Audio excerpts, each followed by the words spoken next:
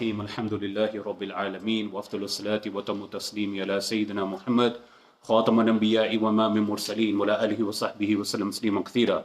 نويت تعلم وتعليم وتذكر وتذكير والنفع والانتفاع والإفادة والاستفادة والحث على تمسك بكتاب الله وبسنة رسوله صلى الله عليه وعلى آله وصحبه وسلم والضواء إلى الهدى ودلالة على الخير وابتغاء وجه الله ومرضاته وقربه وثوابه سبحانه وتعالى وبعد.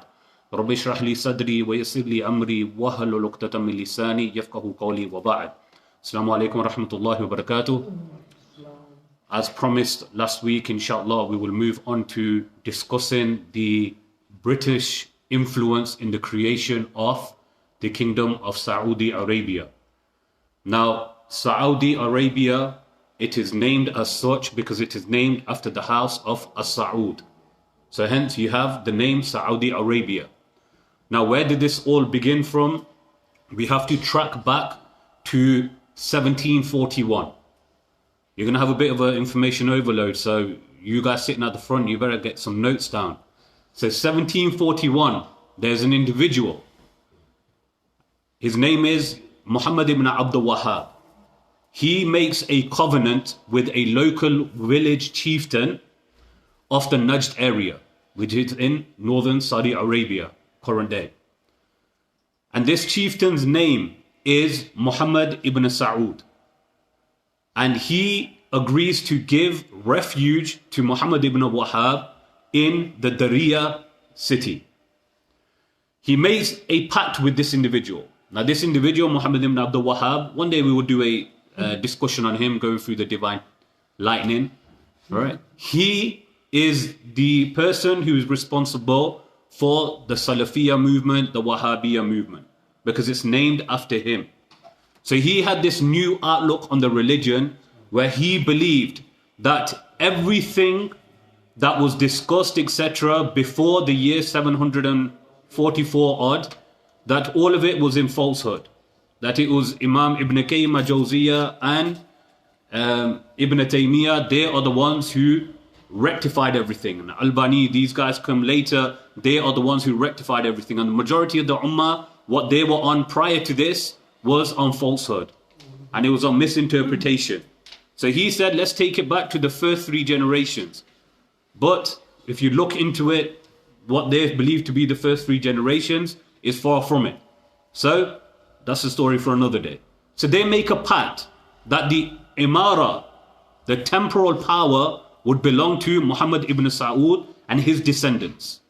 And the Imama, the religious authority, this would be vested to Muhammad ibn Abdul Wahhab and his descendants. Now, 1744, they sealed the pact through marriage. Muhammad ibn Saud, he married his son, Ibn Saud, to the daughter of Muhammad ibn Abdul Wahhab. Ibn Saud, he promised to provide military force to spread the new religious ideology. New religious ideology. And let me just pause there one moment. I'm deliberately using non-Muslim sources for this. Because non-Muslims, when they are quoting this, the historians, they are quoting it from a neutral background. If I use Islamic sources, then someone may claim, oh, this is from your scholars. Or they may claim this is from your scholars. Right? So we are trying to keep a balanced path to give a wider spectrum from a neutral point of view. So he marries the daughter of Muhammad ibn Abdul Wahhab. Now Ibn Saud, he promised to provide military force.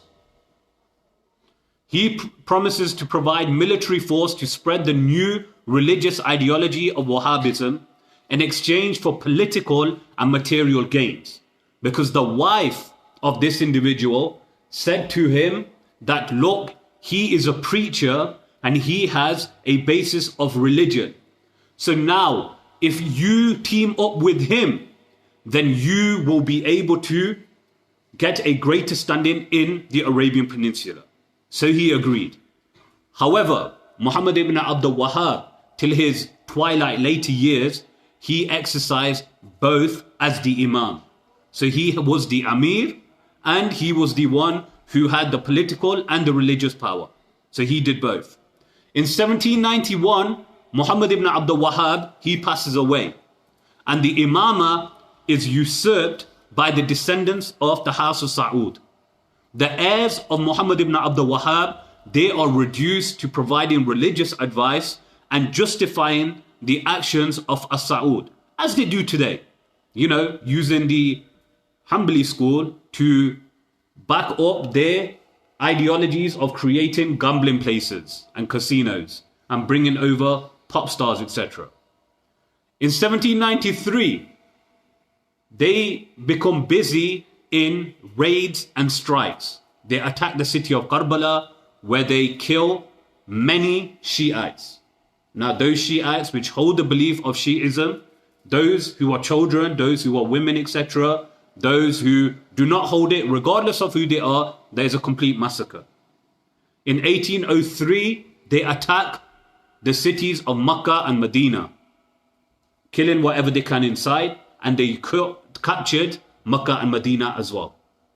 In 1805, most of the Arabian Peninsula now is under the Wahhabi political control, directly, like nudged, or indirectly through tribute payments.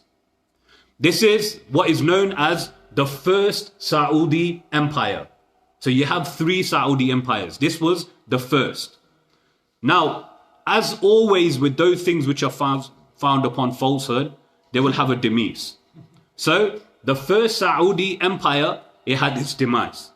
In 1811 to 1818, the Ottomans waged wars upon the Wahhabis, and the Wahhabis waged war upon the Ottomans. 50,000 Ottoman army members were sent from Egypt under then ruler Muhammad Ali Pasha. In 1818, they destroyed the Wahhabi movement, and their capital, Deria, was reduced to ruins. Abdullah bin Saud, he was brought to Istanbul and he was beheaded, and his head was thrown into the Bosphorus. Now, in one account, it mentions that because the Wahhabiyah, they are completely against any type of spiritual music or any type of music whatsoever, they made him listen to music whilst he was being beheaded. Punishment. 1884, there's a man who, from the same descendants, who's known as Turki bin Abdullah bin Muhammad.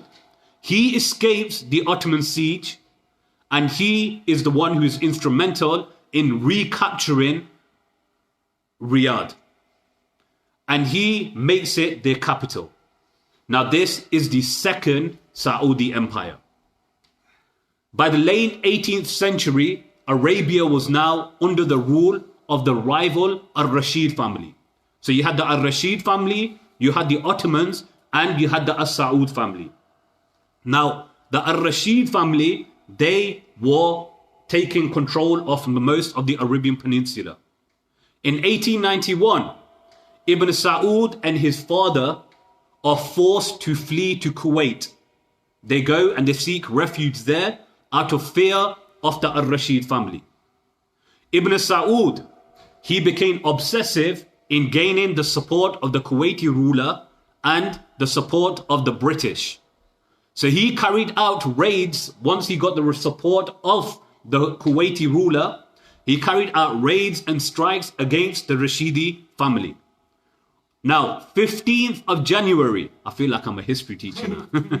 15th of January, 1902, at the age of 21 years old, Abdul Aziz ibn Abdul Rahman bin Faisal as-Saud, who is known as Ibn Saud, he scales the walls of the Musmak fort in Riyadh, taking shelter behind the palm trees.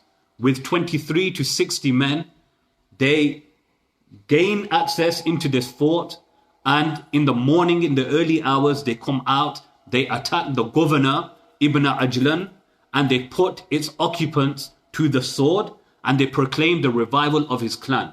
They behead the governor, and they throw it to the feet of the people, and they say, we are now back. Return of the As-Saud clan.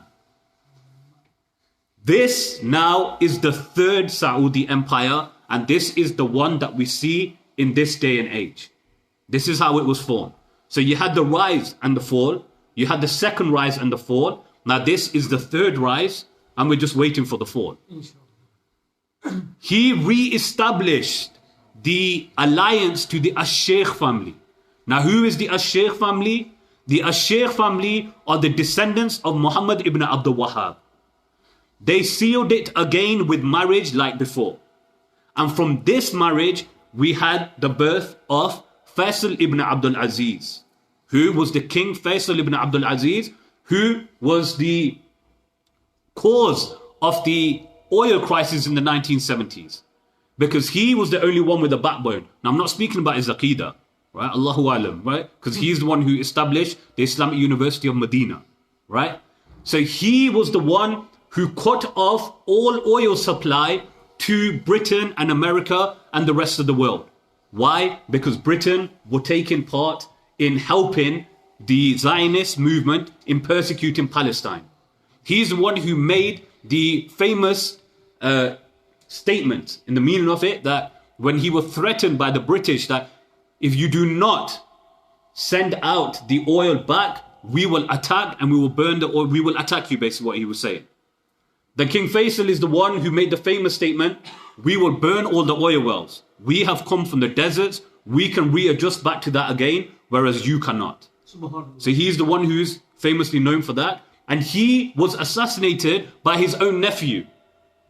He's assassinated by his own nephew. Now they say it was because of riots and the creation of a television station, and this is why it happened. But in reality, there's some historians, they say, and this seems more obvious, that it was the CIA who were part of it. Because his nephew was living in America before he came back and killed him. Shot him with a pistol straight through his ear, and his chin killed him.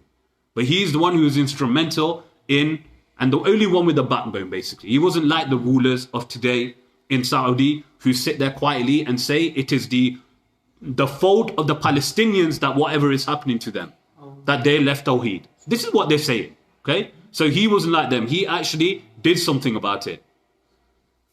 So he goes now, Ibn Saud, and he aligns himself with the Ikhwan, who were Wahhabi influenced in like hoodlums, like roadmen, street terrorists, etc. So now they try to gain control of the Arabian Peninsula. In 1902, this is where British comes in now. In 1902, Ibn Saud, he begins begging and pleading for British Himaya, protection. They ignore. In 1904, he is made the deputy governor by the Turks, the Ottomans, as a buffer between the Ottomans and the Al-Rashid family, to be like a mediator, to convey messages of peace, etc. But at the same time, he still sends letters to the Brits asking them to protect them from the Turks. So this is the hypocrisy. He's playing both sides now. In 1915, we have the outbreak of World War I, and you have the fall of the Ottoman Empire. You finally have here the British support for the Saud family. Britain are at war with the Ottomans, and they use this as a way to bring the Arab support to attack the Ottomans in the Arabian Peninsula. So now they don't have to deal with such a vast amount of people. They only have to deal with a small amount because now they have support. Ibn Saud, in 26th of December 1915, he signs an agreement with Britain. And this agreement is that the treaty recognized Najd, Al-Ahas, Qatif and Jubayl, and quote unquote, as the countries of Ibn Saud and of his fathers before him. Britain provided the ammunition to him, to Saud, Ibn Saud, provided the ammunition which he used in 1925 to conquer Arabia. And he is the one who put an end to the Hashemite rule of approximately 700 years. Now, in 1927, the Wahhabist Ikhwan, they turned against the House of Saud because they began to see the corruption due to the wealth that was coming in to the Saud family. and that they were aligning themselves to the West. As you see in this day and age continuing, the corruption that is happening in that land. In 1932, Ibn Saud, he managed to unite Hijaz and Najd, forming the common day what we have, Saudi Arabia. So this is a brief background of the Ibn Saud family and the creation of Saudi Arabia. Now, what was Britain doing in the background? Britain, if we track back now to 1915 to 1916, there was a correspondence between the High Commissioner in Egypt, Sir Henry McMahon, and the Sharif of Makkah, Hussein ibn Ali. Now, the Sharif, Hussein, he had aspirations. He wanted to be the king of an independent Arab state. And he played on this. There was the British, they played on this. There was back and forth between them because the British, they wanted the Arabs to lead a revolt against the Ottomans. So this is what they were doing in the background, the British. In October 1915, McMahon, on behalf of the British, writes to Sharif Hussein and promises him Messina and Alexandretta and portions of Syria. January 1916, the famous individual, T.E. Lawrence, he writes back to his superiors and he says, this is quote unquote from him, Hussein's activity seems beneficial to us because it matches with our immediate aims. That for now, let's entertain him because his aims are the same as ours. That is to overthrow the Ottomans. He continues because Lawrence of Arabia, if you see it in the Spielberg movie and in some books, etc., they portray him to be a hero. But this is his reality. T.E. Lawrence of Arabia, the goon of Arabia. What was he really doing? He continues, if we can arrange the political change to be a violent one, we will have abolished the threat of Islam. We will have abolished the threat of Islam. By how? How is he going to abolish the threat of Islam? How are the British going to abolish the threat of Islam?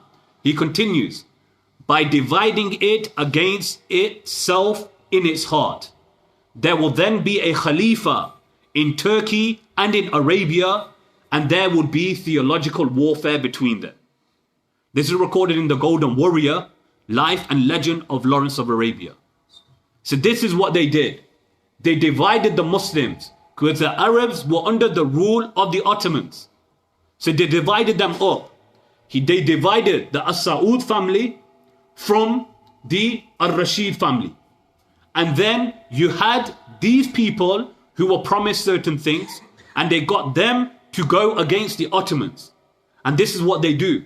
They divide you from the inside, so you fight amongst yourselves, and then they sit there and they watch.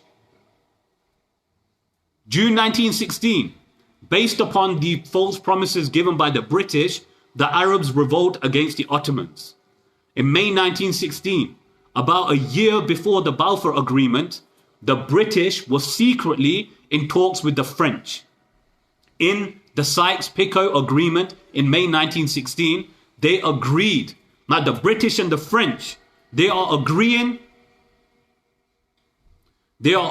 to carve up Arabia and divide Arabia between the French and the British. In November 1917, the Russians, they were with the British and the French. They realized the conniving nature of the British, so they pulled out of the war. They thought they would not get what they were promised. So what they do is they release this secret Sykes-Picot Agreement. The Arabs now see this agreement and the Balfour Declaration and they become nervous and suspicious. The Ottomans are happy to see it because now this undermines what the Arabs were doing. In 1916, Sharif Hussein from the Al-Rashid family, he declares himself the king of Hijaz. His sons Faisal and Abdullah, they conspire with the British against the Ottomans. In 1919, there is a Paris Peace Conference where Faisal ibn Hussein, he sought help from the Zionists for an independent Arab state. He writes in a letter saying, "We Arabs look with the deepest sympathy on the Zionist movement. We wish the Jews a most hearty welcome home. We look forward to a future in which we will help you and you will help us." So basically he's saying, as long as the Zionists help us become the kings of Arabia in this independent state, then we will help you. However, in 1920, there was a Sèvres agreement. The Arab lands were divided according to the Sykes-Picot agreement, and everything between Britain and Hussein was completely ignored. In 1920, Faisal bin Hussein, he declares himself the king of Syria, but he was booted out by the British and the French forces. At the same time, the Iraqis, they began to revolt against the British, because the only reason the Arabs revolted was because they did not want to be under the rules of the Ottomans anymore. So now they get rid of the Ottomans and now they have to deal with the British and the French. So they did revolt against the British. So Britain, what they do is they make Faisal bin Hussein king of Iraq between 1921 to 1933 to make it look like an Arab is in charge, to silence them. But in reality, he is a puppet of the British. Kind of like today, as Gaddafi said in the Arab League of Nations, where he looked at the Saud leader, the king, and he said to him, "You are made by the British and you are protected by the Americans." Right? He's saying to him, "You are a puppet." This is exactly, nothing changes. Finally, Iraq becomes independent in 1932 from British-inspired rule. When he's booted out of Syria, the British, when they're booted out of Syria, they make Abdullah ibn Hussein, the other son of Sharif Hussein, the king of Transjordan. Because now they're getting stick from there as well. So now they need to place another puppet there. Now the Hussein family, not seeing what happened to their father and the betrayals, they love for the dunya, they continue and they do what the British say, because hub of riyasa, hub of power and dunya. So they make him king. And it's not until 1946 that Jordan get their own independence when he becomes the king of Jordan. Now World War II happens, and it is then Lebanon gets independence in 1943 and Syria gets freedom from the French in 1946. Now, this, you see, the impact of the British and the French and the Western civilization, what role they played during that era in dividing up the Muslims. And in today, we still have this. We have our imams compromising the religion to please the West, giving up on certain rights and matters, bringing in their beliefs into our religion, thinking, no, if we compromise, then we will be safe. They will think we are okay. This is exactly what this Sharif Hussein was doing. This is exactly what the Ibn Saud people are doing. It's only a matter of time before they turn against them. Right? Now let me quote to you this before we close. Jack Straw, we all know who that is, right? The former Foreign Secretary of Britain in 2002. I quote to you what he said. He said, "A lot of the problems that we are having to deal with now," he says, "and I am having to deal with now, are a consequence of our colonial past, the British colonial past." He says the Balfour Declaration and the contradictory assurances being given to the Palestinians and the Israelis, they all are an interesting history for us, but it is not an honorable history for us. That we are the ones responsible for it. Now this Wahhabiyah, the Salafiyah, who Britain are supporting in the Kingdom of Saudi Arabia today, are the same ones who are causing the terrorist attacks in this day and age. Britain is the one who put them in power, and everything that is happening with the terrorist attacks around the world, it is because Britain are the one who gave them the ammunitions to bring them to that power. This is not coming from me. This is not coming from any Sunni source. It's not coming from any Shia source. It's not coming from any Wahhabi source. This is coming from non-Muslims. This is their history, and I deliberately tried to do it from them so we can keep it on a neutral ground. So my advice to you on this day is, number one, read upon your history. Those of you who say, why didn't you follow Saudi Arabia on this? Why didn't you follow Saudi Arabia for that? The Prophet Allah subhanahu wa ta'ala, he told us in the meaning of it, when a deviant brings to you some news, then go and investigate it. This is why we don't follow their moon sighting in reality. Let's not beat around the bush because of their movements and how they were put into power. It still happens today. This is their background. Number two, do not compromise your religion for anyone from the West. Do not compromise it for anyone in the north, in the south, or the east. The deen is there. It has been put there by Allah subhanahu wa ta'ala. It was implemented by the Rasul sallallahu alayhi wa sallam. It has been implemented by our imams who have a strong chain of transmission going back to the Prophet sallallahu alayhi wa sallam. Do not compromise on your religion for anybody. You are here for you don't know how long. Tomorrow, even we could walk out of this masjid now, we could be hit by a car and we could die. Do you want to be remembered as those people who compromise your religion? Don't follow these imams with their credentials being given to them by the West, where they compromise on their beliefs. Never compromise on your beliefs, because that will be our destruction. We ask Allah subhanahu wa ta'ala to guide our iman. وَمَا عَلَيْنَا لَا بَلَاغٌ مُبِينٌ وَصَلَّى اللَّهُ عَلَى سَيِّدِنَا مُحَمَّدٍ وَعَلَى آلِهِ وَصَحْبِهِ وسلم.